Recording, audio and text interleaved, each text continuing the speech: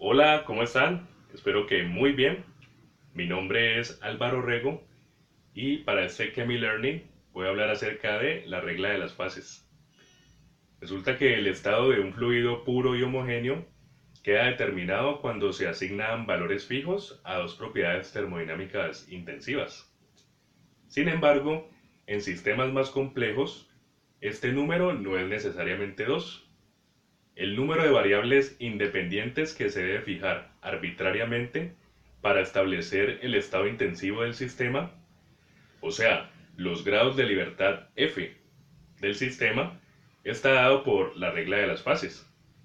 Esta regla fue establecida por Joshua Willard Gibbs, quien en 1875 la dedujo teóricamente. Entonces, para sistemas no reactivos, la regla de las fases viene dada por la siguiente expresión: F igual 2 menos pi más n, donde F es el número de grados de libertad, pi es el número de fases y n el número de componentes químicos de ese sistema. Resulta que el estado intensivo de un sistema en equilibrio se establece cuando su temperatura, su presión y la composición de todas las fases quedan fijas. Por consiguiente, estas son variables de la regla de fases, pero no todas son independientes. La regla de fases da el número de variables de este grupo que deben especificarse arbitrariamente para fijar las variables restantes. Entonces, yo tengo tres ejemplos para que le calculemos los grados de libertad F de cada uno de esos sistemas. Entonces, el primero es agua líquida en equilibrio con su vapor. ¿Listo? Entonces permítame tomar el marcador y tenemos lo siguiente. Un componente que es agua. Como está el agua líquida en equilibrio con su vapor, entonces tenemos dos fases. ¿Sí? Líquido-vapor. Entonces, ¿cuánto nos daría F? Sería 2 menos 2 más 1. Estos dos se cancelan y me queda un grado de libertad. Es decir, o especifico la presión o especifico la temperatura, pero no ambas al mismo tiempo. ¿Ok? El siguiente ejemplo sería agua líquida en equilibrio con una mezcla de vapor de agua y nitrógeno. Entonces, sería N igual, tendría dos componentes, ¿no?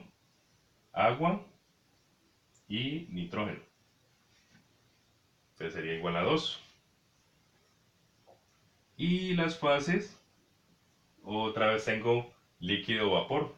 Entonces serían dos fases, líquido-vapor. Entonces vamos a calcular F. Sería 2 menos 2 más 2. Otra vez cancelo y me queda 2. Es decir, la presión y la temperatura varían independientemente, pero ya una vez establecidas, ¿sí? El sistema solo existe para una sola composición de la fase vapor. ¿Ok? El tercer ejemplo que tengo es el siguiente. Una solución de alcohol en agua en equilibrio con su vapor. ¿Ok? Entonces tendríamos componentes. Sería el alcohol que tenga más el agua. ¿Sí? Entonces serían otra vez dos. Y las fases, nuevamente tengo equilibrio líquido-vapor. Entonces serían dos fases. Sería líquido-vapor. Entonces vamos a establecer los grados de libertad. 2 menos 2 más 2. Entonces F sería igual a 2, porque aquí cancelo otra vez. Es decir, ¿cuántas variables tengo para este sistema? Sería interesante escribirlas. Permítame, yo borro por acá, porque tendría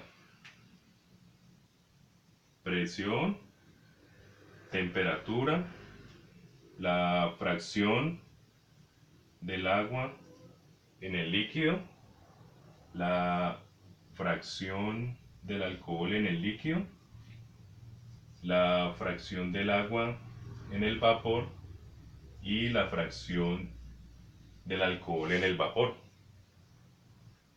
Y aquí hay que sumarle entonces lo siguiente, o tenerlo bien en cuenta, que la suma de las fracciones de cada componente en una fase, digamos en este caso en la líquida, es igual a 1.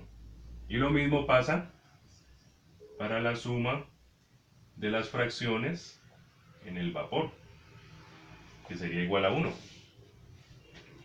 Entonces yo, por ejemplo, teniendo la temperatura y la composición del agua en el líquido, puedo obtener por diferencia la fracción del alcohol en el líquido. Y lo mismo pasaría si tengo la fracción del alcohol en el vapor. Por diferencia obtendría la fracción del agua en el vapor. Entonces, para esto es que se utiliza la regla de las fases de Gibbs. Espero que les haya gustado mucho y nos vemos en un próximo video.